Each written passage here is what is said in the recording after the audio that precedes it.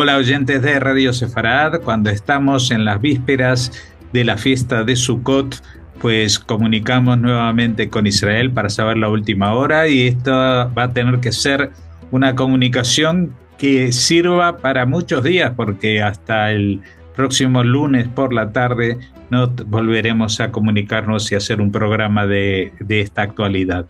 Así que te damos la bienvenida, Pascal Ray, para que nos informes de lo que ha pasado en las últimas horas y lo que se espera para la próxima, si se puede. Sí, hola Jorge. Sí, mientras el país ha ido construyendo sus Sukkot, sus cabañas, desde Yom Kippur, se ve muchos negocios en las calles, negocios ambulantes, gente va comprando todo el material necesario para construir lo que no deja de ser un abrigo temporal, una cabaña temporal para festejar, para celebrar la semana tan peculiar de Sukkot, que empieza esta noche, efectivamente. Recordamos que fue al final de Sukkot que empezó todo. El año pasado, el 7 de octubre, fue justo el día de Simchat Torah, la alegría de la Torah, que termina la semana de Sukkot con la nueva Torah que se va a leer durante el año. Entonces, mientras la gente va preparándose para esta fiesta, las noticias han fluido de forma más o menos rutinaria hasta hoy, hasta vísperas de la celebración de Sukkot. Y más bien hoy tendremos un apartado más internacional o diplomático que comentar. Pero primero, para hablar de los varios frentes más activos, diríamos, pues empezaría con Hezbollah, con el frente norte de Israel, con el hecho de que, bueno, siguen los ataques del grupo terrorista, día sí, día también, de día y de noche, de hecho. Afortunadamente, sin provocar ninguna víctima mortal, simplemente hoy 4 heridos leves por caída de esquirlas a la altura de Galilea, la Galilea superior, después de una salva de 30 cohetes. Esto fue esta mañana, pero no fueron las únicas. O sea, continúan las andanadas, continúan cayendo proyectiles de varios índole desde el sur del Líbano. Total, el ejército israelí sigue atacando, sigue entrando, ¿no? O sea, como lo ha hecho desde hace ya 3 semanas más o menos, sigue con sus operaciones de la que nos llegan informaciones de forma paulatina. También hemos sabido hoy que o hemos recibido imágenes de ayuda, no solo por el aire, sino por el mar. O sea, la Fuerza Naval israelí también está muy activa, protegiendo a las tropas y atacando objetivos de Hezbollah, sobre todo en el suroeste del país de Líbano. Varios objetivos fueron alcanzados gracias a la Fuerza Naval. O sea que es una operación un poco como la manera de Gaza, por tierra, por mar y por aire. Y una novedad desde ayer es que, como comentamos ayer, que llevábamos varios días sin ver ningún ataque contra posiciones de Hezbollah en Beirut. Sí, ha habido un ataque aéreo contra un barrio, contra varios edificios en el barrio de Dahia, que sigue siendo, como sabemos, el bastión, uno de los bastiones de Hezbollah en Líbano, en ese barrio sur de la capital libanesa, contra un depósito de armas subterráneo. Por supuesto, se ha tomado todo tipo de precaución, de medidas de advertencia a la población para que evacúe la zona antes de golpear. O sea, aparentemente no ha habido víctimas mortales en ese ataque por parte de la aviación israelí, pero sí se pudo una vez más atacar y eliminar un depósito de armas que se encontraba ahí.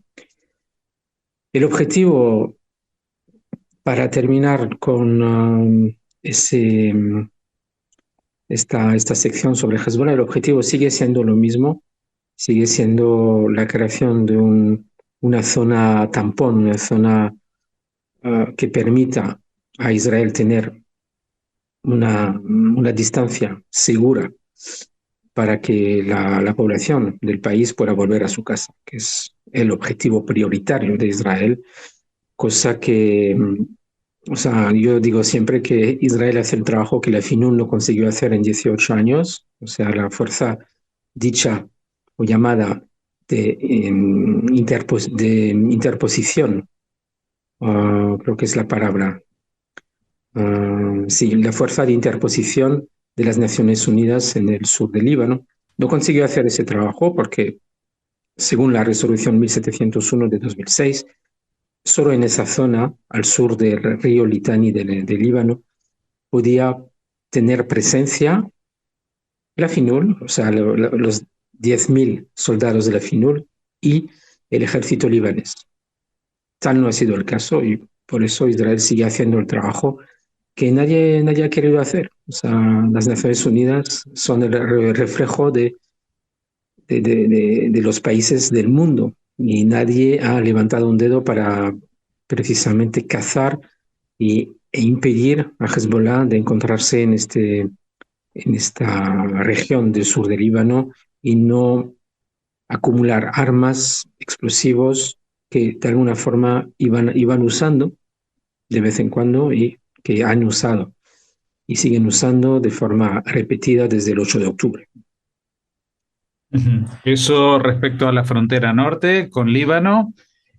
También creo que ha muerto algún responsable importante, ¿no? En estas últimas horas, pero Y se me olvidaba efectivamente en la ciudad del sur del Líbano de Nabatí hubo un ataque aéreo de Israel, de la aviación israelí. Varios miembros de Hezbollah murieron y aparentemente el alcalde mismo de esta ciudad que tenía, supuestamente tenía relación también con Hezbollah.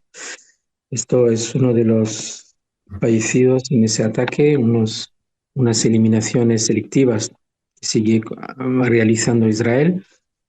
En Gaza murió otro responsable de drones. O sea, ayer hablamos de la eliminación de un responsable de Hezbollah, de uno de los jefes de la unidad de drones.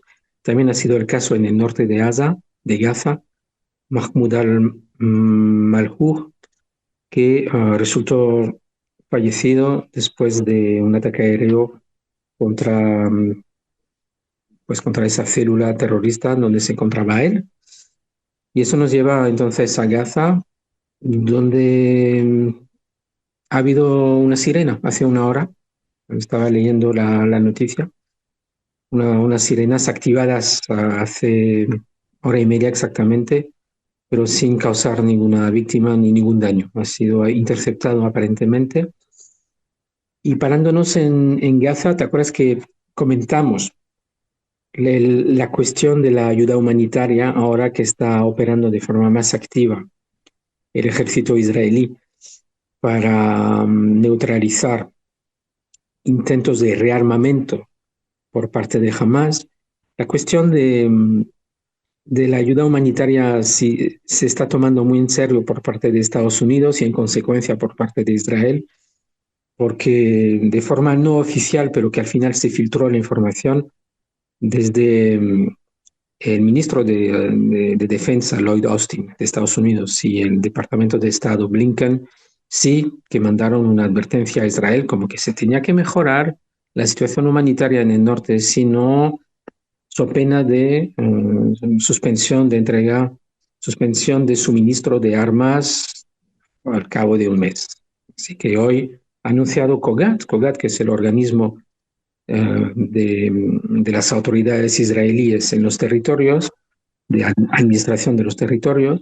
COGAT ha anunciado que sí, que 50 camiones con agua, comida, medicamentos, material médico, carpas, lonas, había pasado por el puente de Allenby y después por el punto fronterizo de Erez. Pero no es una noticia nueva. O sea, ayer también no lo comentamos porque son noticias que nos llegan a diario de COGAT.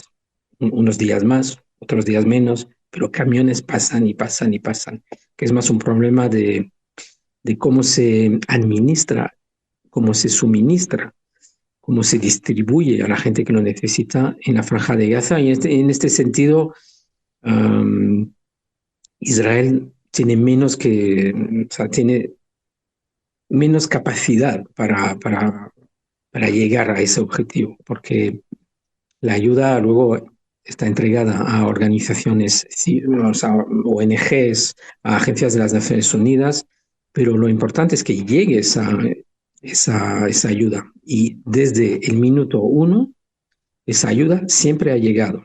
Y son toneladas y toneladas y toneladas de ayuda que llegaron desde varios puntos de la frontera entre Gaza e Israel.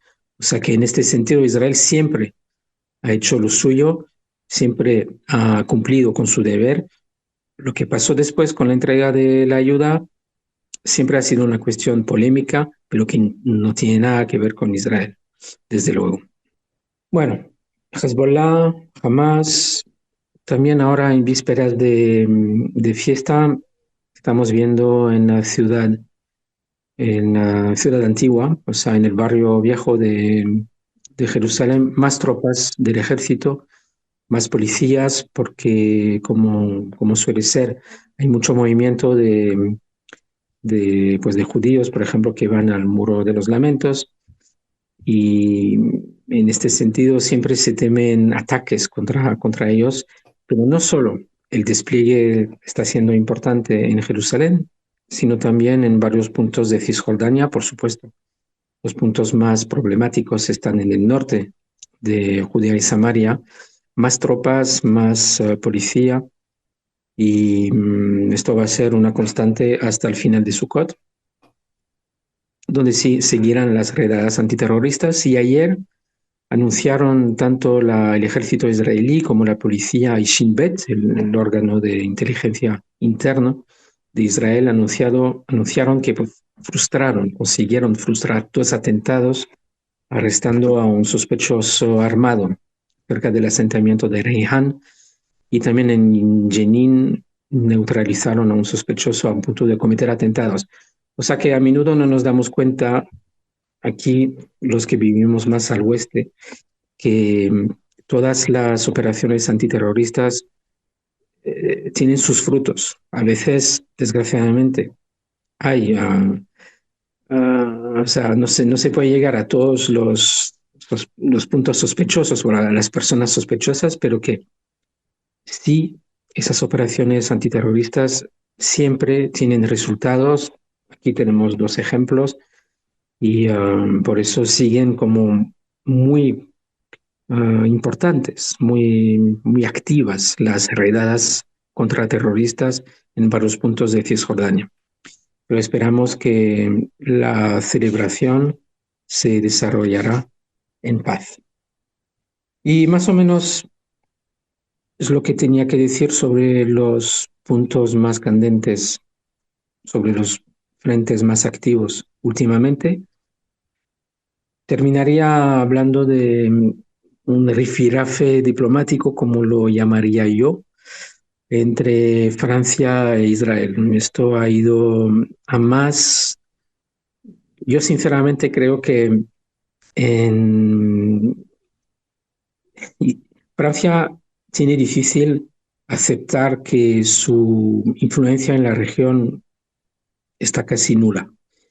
Siempre ha considerado Líbano como su chasse gardée, como decimos, como su parcela particular, por sus reacciones históricas, que son verdad, que sí han existido, pero poco puede hacer con Hezbollah, como poco puede hacer con Irán. Y entonces esto ha llevado que Francia intente llevar el liderazgo en la búsqueda de una solución diplomática entre Hezbollah e Israel. A duras penas.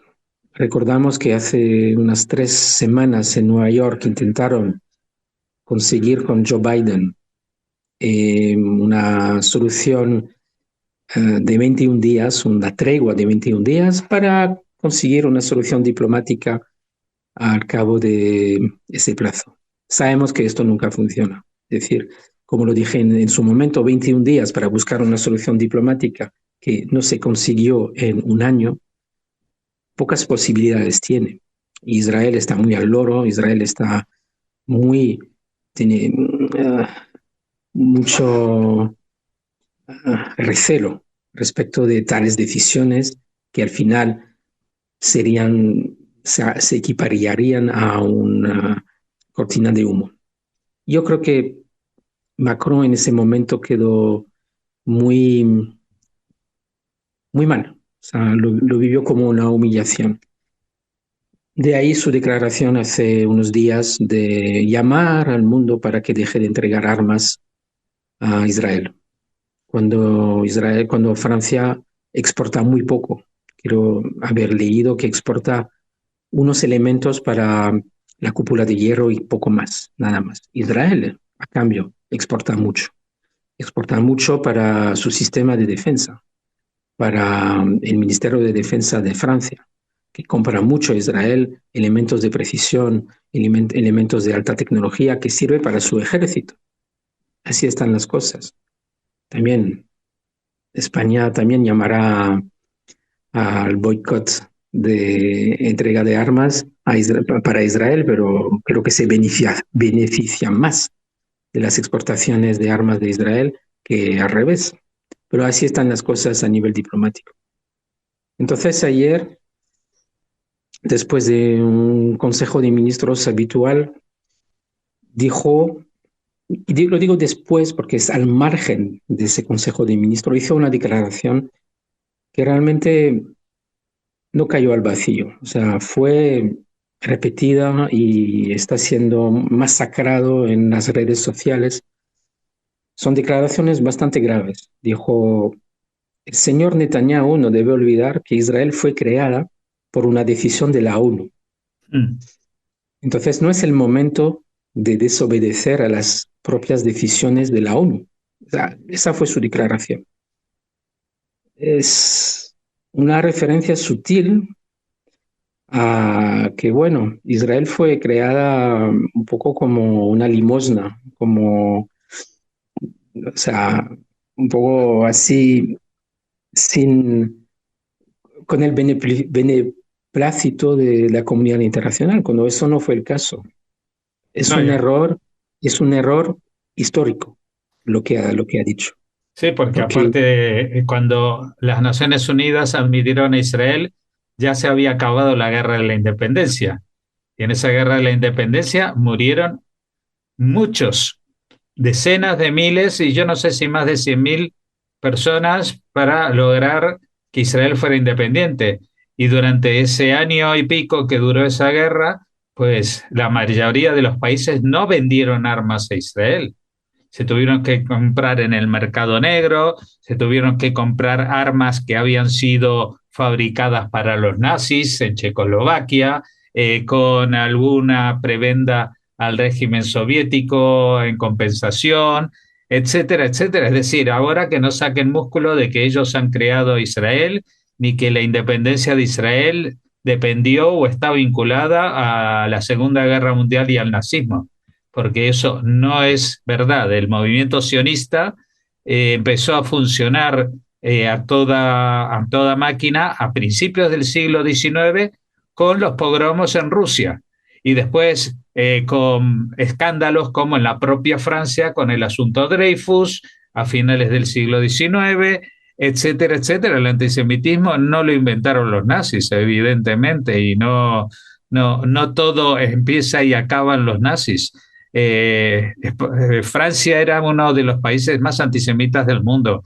Estados Unidos, hasta la Segunda Guerra Mundial, era un país muy antisemita, etcétera, etcétera. Es decir, que ahora sacan pecho como diciendo, nosotros, como hablando en nombre de Naciones Unidas, creamos Israel. Ese es el discurso de los que niegan el derecho a existencia de Israel y que dicen que, bueno, que fue una especie de limosna que dieron las Naciones Unidas a costa de los palestinos y porque los judíos habían sufrido mucho con los nazis.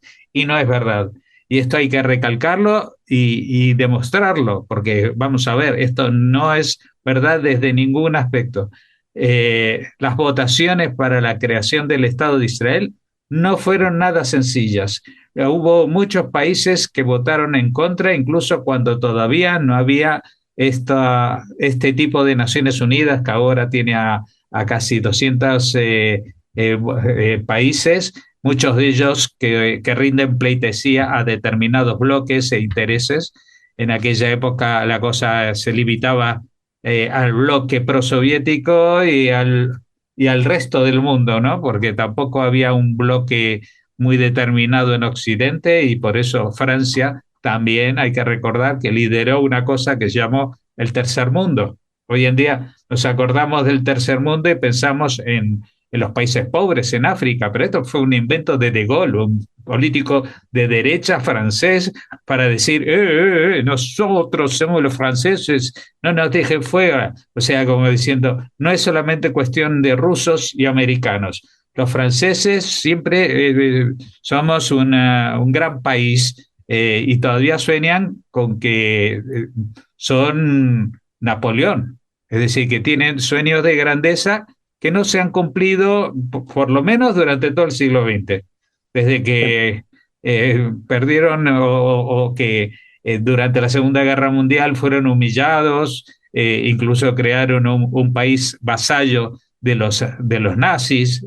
Vamos a ver, los señores de Francia que se pongan a estudiar su propia historia y entonces después hablamos cuál fue el papel que tuvieron y se han hecho muchas películas sobre la resistencia francesa defendiendo a los judíos, pues también, si uno mira los libros de historia, verá que la resistencia francesa fue inducida en muchos casos por los judíos, porque los franceses no estaban tan a favor y en la propia Francia libre que llamaban de Vichy, pues se hacían redadas como la del velódromo y entregaban a los judíos a que los masacrasen los nazis. Todo esto, lo que estoy diciendo no es que me lo invento.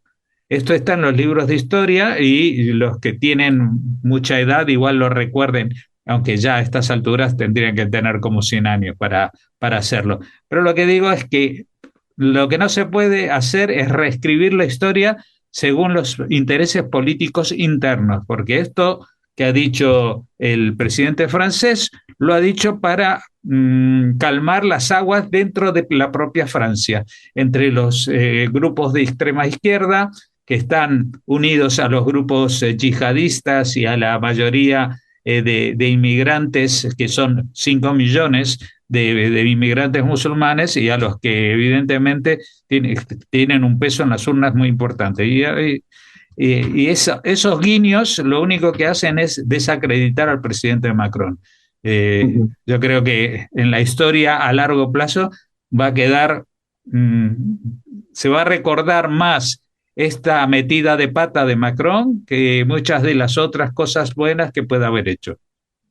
Sí, o sea, para matizar y para complementar lo que has dicho, hace referencia a una resolución que es la famosa resolución de partición de noviembre del 47, que no es una resolución de reconocimiento de ningún Estado, sino una resolución que propone crear un Estado judío y un Dos, Estado. y un Exacto. Estado árabe que, por supuesto, en esa declaración nadie mencionaba a los palestinos, no dicen un Estado palestino, porque nadie hablaba de los palestinos, ni siquiera los que son palestinos hoy, o sus padres o abuelos, porque no tenían una identidad que los diferenciase de los otros árabes, los árabes de Siria, los árabes de Jordania, que todavía que hasta el día de hoy tienen un problema de identidad porque es un país en el cual la mayoría son palestinos, pero están gobernados por árabes no palestinos, por los hachemitas, que son una minoría dentro del esquema nacional, ¿no?